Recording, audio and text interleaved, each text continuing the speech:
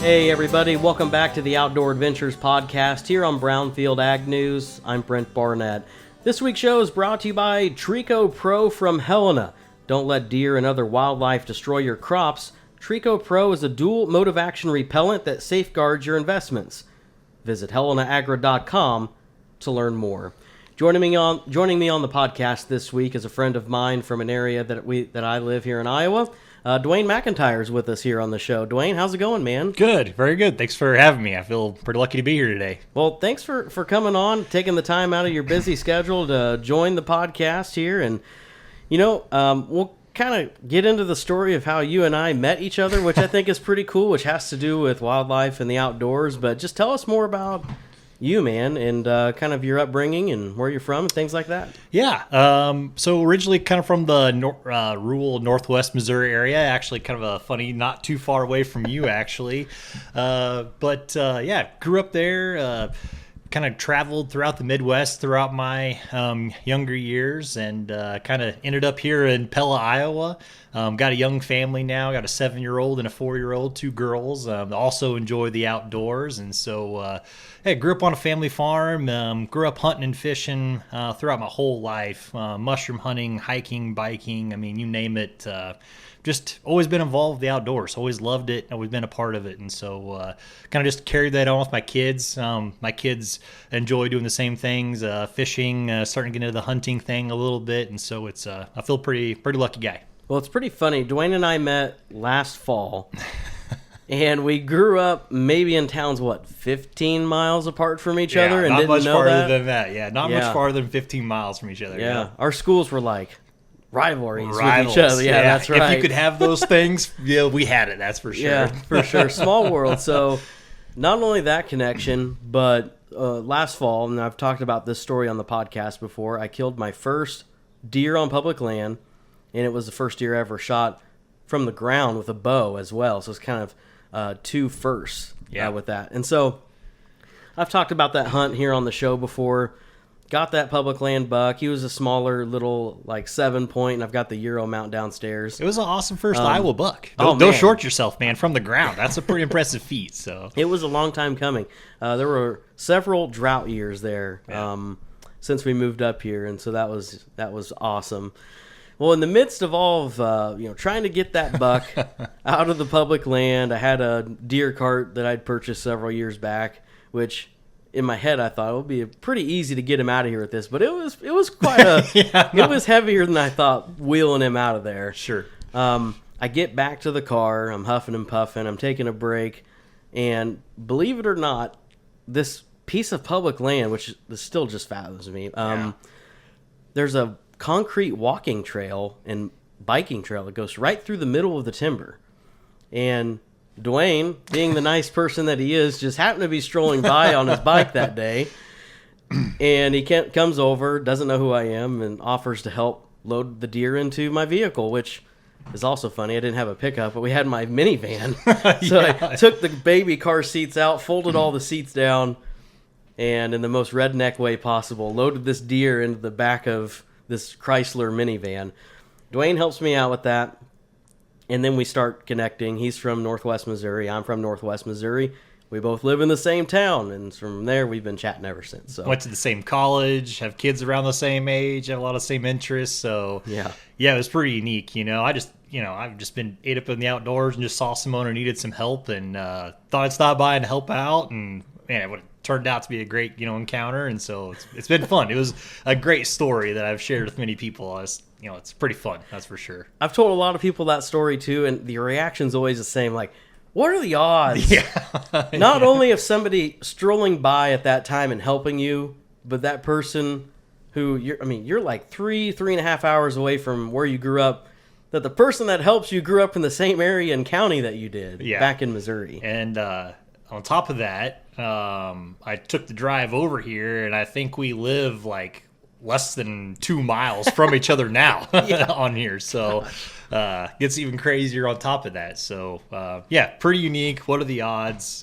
Glad to be here. So pretty neat. Man, it worked out. Thanks for helping me, by the way. No day. problem. Lifting that into that would have been pretty challenging by myself. I feel like I could have done it, but I was definitely taking my time resting because I mean, I've shared with DeWayne where I shot that buck.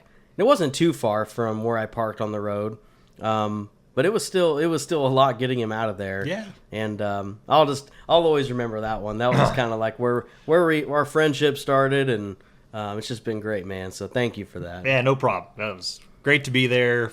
What a fun story. Yeah. What a fun story. Absolutely. Well, DeWayne has actually had some luck this spring.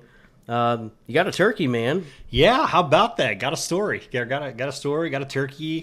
Feel pretty lucky. It's a lot of fun this spring. It's always a good time to get out in the outdoors, and got a lucky wife who always lets me sneak out there a few days in the spring. And there's nothing like spring turkey hunting. Nothing like it. I agree. I'll be honest. Like, I haven't gone very much. I've only gone one time so far.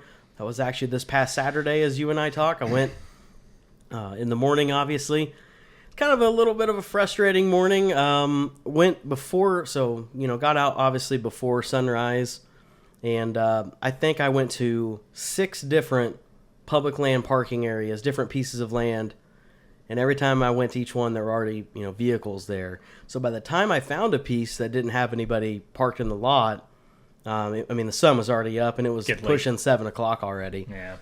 So, and that's okay. It's okay, That's right? okay. Like, I was looking back and reflecting on kind of all the turkeys I've taken in my life, and I think I've only taken one off the roost. Yeah. Not in the tree, obviously pitched down. It's a lot harder. Like, it's a rarity to get one. Not rare, but, it's tougher to get one super early, so I think you can always get one later. Yeah, do the little run and gun mid-morning. I feel like most of mine have come at like 8:30 to 10 o'clock time frame. One of those was around 12. Okay. Which back in Missouri, you get close to that 1 o'clock. I don't know if it's still like that there now. No, it's actually you can hunt all day now, which is kind of an odd thing to me because there's less turkeys now than there used to be, but now you can hunt more, giving you more opportunities. So yeah, I don't know if I understood that, but I remember that rule. You could only go till 1 o'clock. Was that what the rule was? I think it was 1 o'clock. So it gets around noon, you're sweating it a little bit. Like, oh, do I want to call or do I head back to the truck? But no, but anyway, I've gone once. Didn't see any turkey. Saw a lot of deer though. One buck that was already showing. Oh wow! And he came within about 45 yards before he blew and took off. But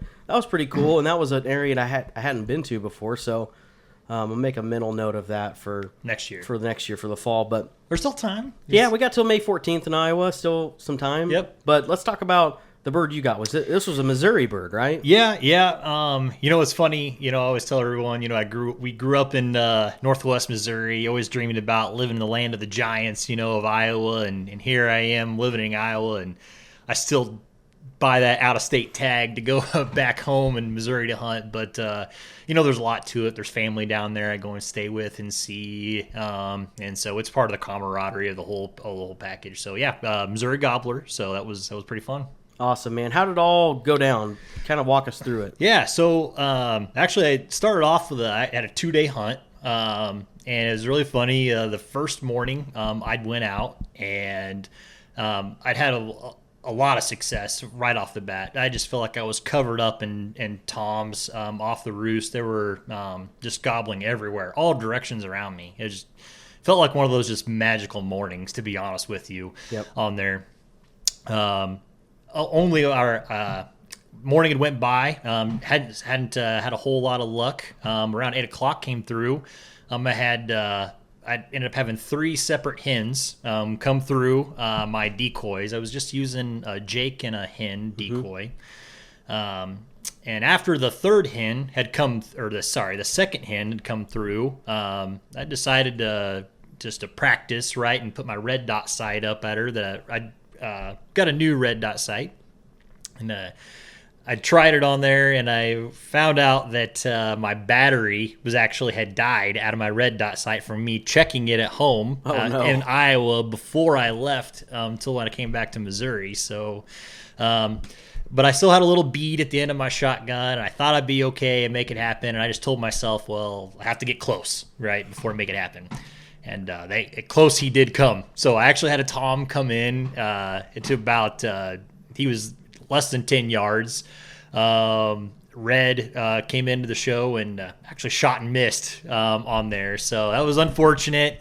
Dang red dot, man. I know. I'd never had a red dot before, but I got one and I really liked it. So, But it was on my own fault. But it was a lot of fun. I'd had a great morning, so I wasn't too beat up about it. But the next morning, I actually went right back at it with my brother. Actually, I had my brother with me that morning. And we started at the other end of the property where we'd heard the majority of I had heard the majority of the turkeys before. And of course, we didn't hear hardly any gobbles at all that morning. We heard, I think, 4 gobbles all morning long, and we only saw some or heard some from the north. So we actually did a kind of little run and gun about 7:30 because we didn't hear anything around us. And I went back to the exact same spot where I had shot and missed the tom from the morning before. And lo and behold, about 8:30, after doing a little bit of calling, I had just a hen decoy out there the second day. I had 2 toms come in, and I was all but sure that me and my brother were going to be able to get a double on there. Him and I have been very fortunate throughout the years to lay on some turkeys, but I don't know that we'd ever got a double. So we had 2 toms come in, and there was one tree in between us and them. And I was not positioned correctly to be able to shoot at these toms. And so I waited until I thought they were behind that tree. Mm-hmm. And once I moved, they must have picked me off because ever since I moved, they were very sketchy. And they hung out about 50 yards or so, never came in. I thought they were going to come in. They just kind of walked on by, heads up. They busted me on there. It was one of my lowest lows. I felt so bad that I'd busted hunt for me and my brother to have an opportunity at getting a double. And then just a short time later, we did just a little bit of calling, and here came another hen, and with her came a big old tom. Nice. And yeah, he was it turned up to be kind of the mature tom out of the group because he came in and put on a show and then really strutted around. But the hen had seen the 2 toms, and so she was kind of spooky a little bit, and she walked off, and the tom was trying to follow her and trying to corral her. So he didn't come in as close as I'd like him to, but I was able to take a nice shot at him and drop the turkey down. So it wasn't the double with me and my brother like we were hoping for, but was able to get a nice long beard down. It was a good hunt, that's for sure. It was very entertaining, that's for sure. To see the whole show, out there strutting, drumming around, it was a pretty neat experience. Hey man, if you get a bird down, you take it, right? Yeah, like for no sure. matter the circumstance, right? It's missing's part of it, unfortunately. I haven't done it too many times. It was kind of one of those things that happened, and and then I had another bad luck. A stroke happened, and moved, and I got picked off by some toms, and it just kind of goes. You stick with it, right? And I'd had a lot of fun, and so it just kind of worked out. So it was great. So they were pretty quiet, you said, that morning, and not gobbling.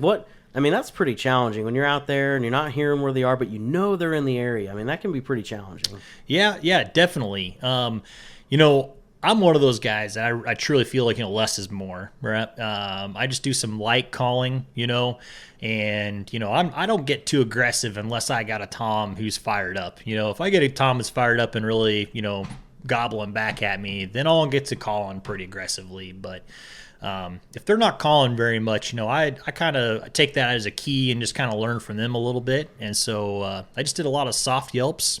On there, did a little bit of clucking in between, and I'd give it 20 30 minutes in between calls and throw a few different calls at them. But I kind of believe less is more. They're curious this time of year. They know where you're at when they hear those sounds, and so I think if you can get them to check you out, you can kind of come by. But yeah, very very quiet. They didn't hear one gobble on the ground that morning for sure. So that's tough.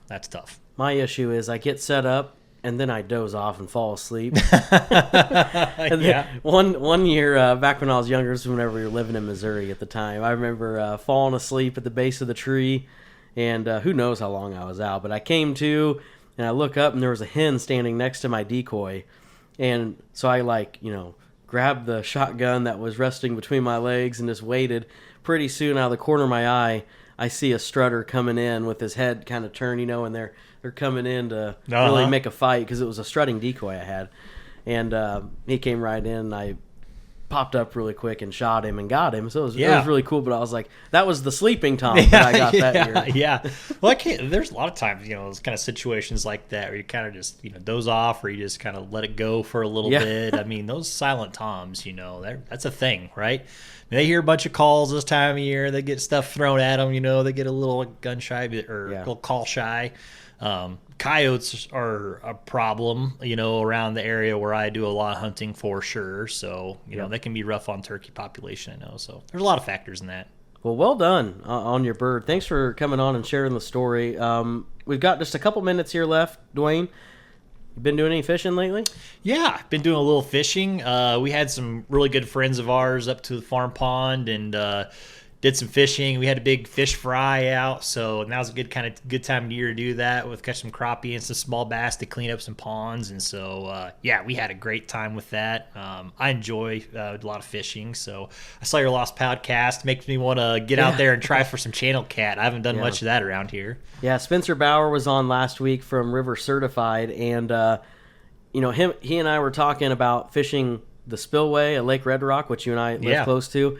We went there this past weekend, and Saturday, let me think about this. I don't want to get my facts wrong. I know we caught some drum on night crawlers, and the kids, I don't care what fish it is, as long as they catch something, they just want to catch fish. Yeah, and then yesterday, we're recording here on a Monday, so it'd be this past Sunday, my wife went with us as well, and our young toddler, who's coming up on 2 years old, and my wife caught a really large drum and a big common carp, just a regular carp, all on night crawlers, live worms, and no kidding. I mean, that was just a heck of a time down there, and that carp like double bent that pole all the way over. They fight like crazy. She did good. She got it all the way in, and the kids helped get the dip net out, and we got him up on the bank. So they get to hold the fish. They went up and touched it. The youngest one, the little one, she was more interested, I think, than the rest of them. Was she? Yeah. Start them young, I guess. It's a good spot that we found back there where you can kind of get on the sandbar. The water level's about right